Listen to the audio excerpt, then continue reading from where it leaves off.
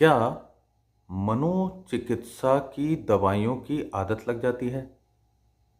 Psychiatric medicines addictive होते हैं? क्या एक बार अगर आपने साइकियाट्रिक मेडिसिन्स लिया तो आपको जीवन पर्यंत इन गोलियों को लेना ही पड़ेगा? आज के वीडियो का टॉपिक यही है और आज इस वीडियो में हम इन्हीं प्रश्नों के उत्तर ढूंढेंगे और इन प्रश्नों से जुड़े तथ्य पर और जो समाज में फैले हुए मिथ्या हैं उस पर बात करेंगे। अपना परिचय मैं उन सभी दोस्तों को देना चाहूँगा जो मुझसे पहली बार इस चैनल पर जुड़ रहे हैं। मैं डॉक्टर ज्ञानेंद्र झा हूँ। मैं एक मनोचिकित्सक हूँ और मध्य प्रदेश के जबलपुर शहर में प्रैक्टिस करता हूँ। तो सीधे वीडियो के टॉपिक पर आते हैं कि क्या साइकियाट्रिक मेडिसिन्स या मनोरोग की गोलियां आदत पैदा करती हैं। अब मित्रों, ये टॉपिक इतना इम्पॉर्टेंट है कि इस पे आपको बहुत सारे वीडियो मिल सकते हैं। जब मैं इन पर वीडियो ढूंढता हूँ तो यह देखकर आश्चर्यचकित हो जाता हूँ कि जो समाज में मनोरोग के दवाइयों के लिए मिथ्या है, जो भ्रम है, जो दुष्प्रचार है, वह अपने चरम पर है। मतलब रूफ टॉप नहीं, उससे भी टॉप पर है। और सबसे आश्चर्य की बात यह है कि आप ढूंढिएगा तो उसमें आपको वीडियोस मिलेंगे my experience with this medicine, my experience with that medicine. Psychiatric medicines आपको बीमार किए दे रहा है। ऐसे न जाने कितने वीडियो आपको मिलेंगे कि आप साइकियाट्रिक मेडिसिन लेने से पहले 50 बार नहीं 1000 बार सोचने के लिए मजबूर हो सकते हैं। यही एक सबसे बड़ा कारण है कि इस टॉपिक पर मैंने सोचा कि आप लोगों से मैं अपने अनुभवों को साझा करता हूं और मैं उन तथ्यों पर बात करना चाहता हूं जो डे टू डे प्रैक्टिस में मुझे देखने को मिलते हैं। तो सबसे पहली बात तो यह है कि साइकियाट्रिक मेडिसिन्स, अब साइकियाट्रिक मेडिसिन्स में अगर हम लोग एक एक मेडिसिन पे बात करें तो ये वीडियो न जाने कितना कितना कितना लंबा हो जाएगा। तो मैं सीधे सीधे मोटे मोटे तौर पर आपको कैटेगरी वाइज थोड़े से कुछ ऐसे मेडिसिन्स की बारे में बता दूं जो कि मोस्ट कॉमनली प्रिस्क्राइब्ड कैटेगरी या ग्रुप ऑफ मेडिसिन्स होते हैं। अब आप लोगों ने सुना होगा डिप्रेशन, तो डिप्रेशन हुआ, एंटी डिप्रेसेंट मेडिसिन ली जाएंगी। एंटी डिप्रेसेंट जैसे एसएसआरआई, एसिटालोप्राम, पैरोक्सिटीन, फ्लोक्सामिन, एसएनआरआई, टीसीए, माओ इनहिबिटर, तो बहुत सारे एंटी डिप्रेसेंट आज के डेट में हमारे पास मौजूद हैं। ऐसे ही एक बड़ा ग्रुप ऑफ मेडिसिन होता है एंटी साइकोटिक, जैसे कि नाम से स्पष्ट है कि साइकोसिस को रोकता है, उसको प्रतिरोध करता है। तो इसमें ओलेंजापिन, रेस्पेरिडोन, क्विटियापिन, ल्यूरासिडोन और बहुत सारे एंटीसाइकोटिक मेडिसिन्स अवेलेबल हैं। ठीक इसी प्रकार अगर हम ब्रॉड कैटेगरी की बात करें तो मूड स्टेबलाइजर्स में वेलप्रोएट है, कार्बामाजेपिन है, लेमोट्रिगिन है और बहुत सारे मूड स्टेबलाइजर ड्रग्स आते हैं। तो ये कुछ ऐसे इम्पॉर्टेंट क्लासिफिकेशन की बात मैंने की जो कि किसी भी साइकियाट्रिस्ट के प्रिस्क्रिप्शन में 80 to 90% प्लेस जरूर रखता है। मतलब आप कोई भी पर्चा देख लीजिए तो 80 से 90% पर्चे में यही ग्रुप ऑफ मेडिसिन आपको देखने को मिलेंगे।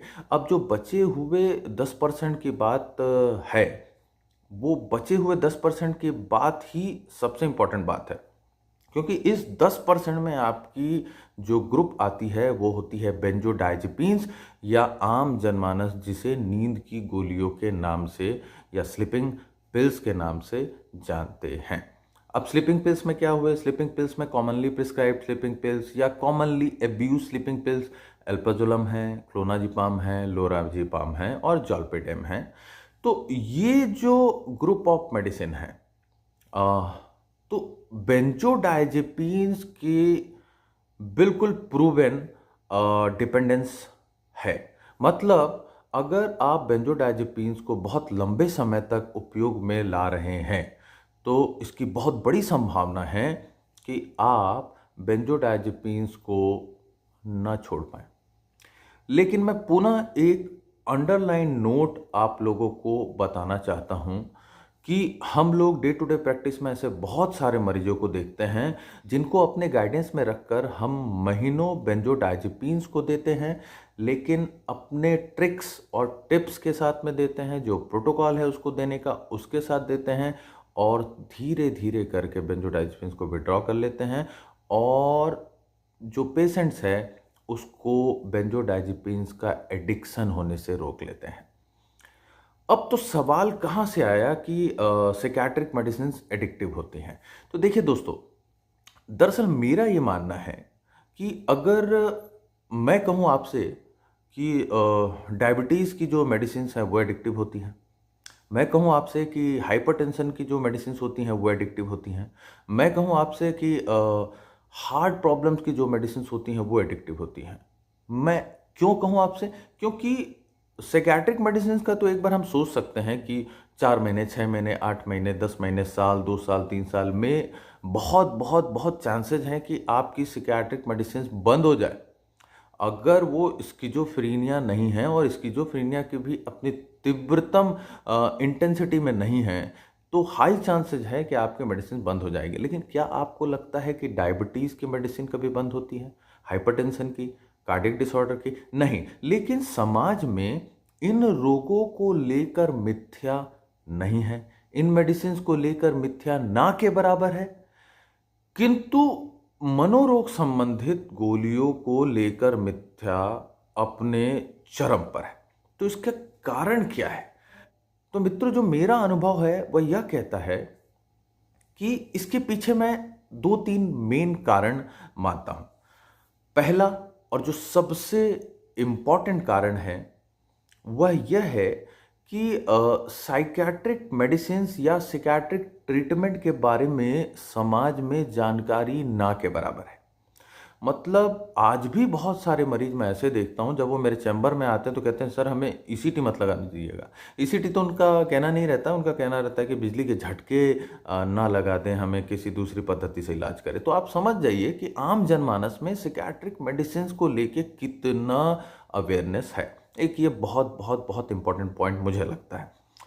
दूसरा जो प्रैक्टिकल पॉइंट्स हैं उसमें हम देखते हैं कि हमारे पास पेशेंट अक्सर आते हैं, वो मेडिसिन लेते रहते हैं, अचानक छोड़ देते हैं और कहते हैं सर मैं वहीं पहुंच गया जहां पहले था, अभी 3 महीने में मेडिसिन ली, मैंने 2 दिन 4 दिन छोड़ा, मैं वहीं पहुंच गया जहां मैं पहले था। तो दरअसल आप वहां नहीं पहुंचे, लेकिन हुआ क्या कि मेडिसिन के सडन बंद करने से विड्रॉल हुआ, जिसकी वजह से आपको लगा आप वहीं पहुंच गए। लेकिन यह बात बिल्कुल स्पष्ट है कि साइकियाट्रिक मेडिसिन एक कोर्स की तरह चलती है जिसमें आप उसमें सडन इंटरप्शन नहीं कर सकते। अगर आप सडन इंटरप्ट कर रहे हैं तो आपका कोर्स खराब होता है, बिगड़ता है।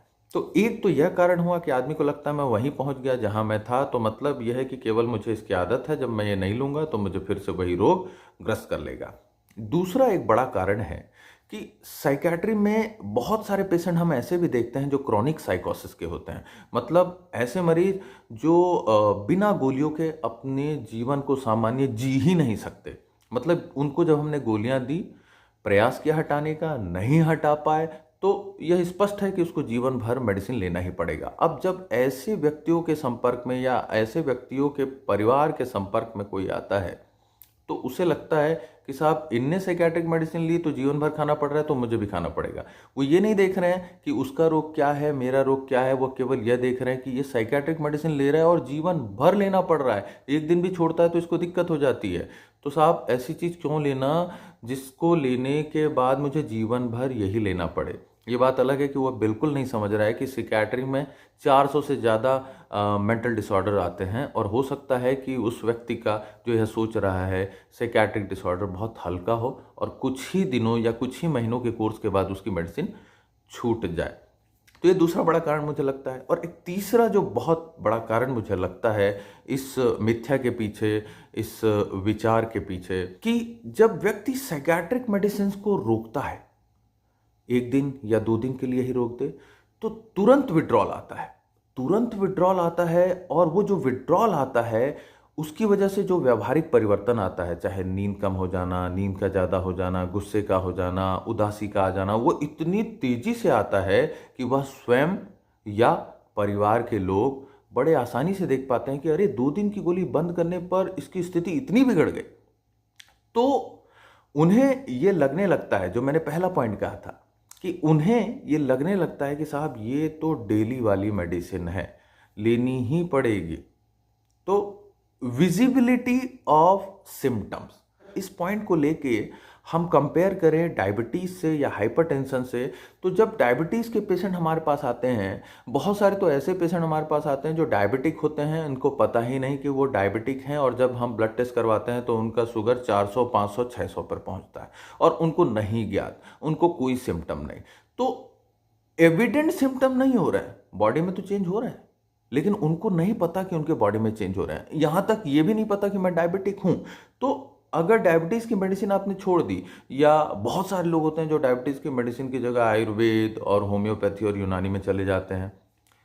मैं ये नहीं कह रहा कि उससे कंट्रोल होता है या नहीं होता है, लेकिन हमने देखा है कि लोग ब्लड ग्लूकोज मॉनिटरिंग ही नहीं करते। वो कहते हैं कि मुझे पता चल जाता है मैं ठीक हूं, और जब हम चेक करते हैं तो हमें पता चल जाता है कि शुगर बहुत हाई है। तो इसका मतलब ये है कि जब साइकियाट्रिक मेडिसिन को आपने रोका तो तुरंत लक्षण आपके सामने आ गए, पुनः आपको लगने लगा कि आप बीमारी के बिल्कुल प्रारंभिक अवस्था में पहुंच गए जहां से आपने ट्रीटमेंट स्टार्ट किया था। जबकि डायबिटीज़ या हाइपरटेंशन की मेडिसिन बंद करने पर आपको पता ही नहीं चल रहा है कि बीपी बढ़ा हुआ है। क्यों? क्योंकि आप मॉनिटर नहीं कर रहे हैं। आपको पता ही नहीं चल रहा है कि शुगर बढ़ा हुआ है। क्यों? क्योंकि आप मॉनिटर ही नहीं कर रहे हैं। तो ये कुछ एक इम्पॉर्टेंट बिंदु मुझे लगते हैं जिन्होंने साइकियाट्रिक मेडिसिन्स को बिल्कुल बदनाम का सा कर रखा है हमारे समाज में, और इतनी ज़्यादा मिथ्या और इतना ज़्यादा गलत विचार पैदा कर दिया है साइकियाट्रिक मेडिसिन्स को लेके कि बहुत सारे मरीज़ तो शर्मिंदा महसूस करने लगते हैं कि अरे हमें साइकियाट्रिक मेडिसिन लेना पड़ रहा है, मतलब हम कमज़ोर हैं। और बहुत सारे लोग डर में आ जाते हैं कि ऐसी मेडिसिन मैं कैसे लूँ जिसको लेने के बाद मैं उसे बंद ही ना कर सकूं। तो मित्रों, ये मेरा अनुभव मैंने आपके साथ साझा किया। अगर आपका कोई व्यक्तिगत अनुभव हो या आपने कुछ विचार किया हो कि साइकियाट्रिक मेडिसिन के प्रति इतनी मिथ्या क्यों है हमारे समाज में, तो आपसे ज़रूर रिक्वेस्ट करूंगा कि कमेंट में साझा करें अपने अनुभव को, और आपसे रिक्वेस्ट करूंगा कि इस चैनल को सब्सक्राइब करें ताकि मैं निरंतर ऐसे ही scientific based mental health video आपके साथ साझा करता रहूं। तो जय हिंद, नमस्कार।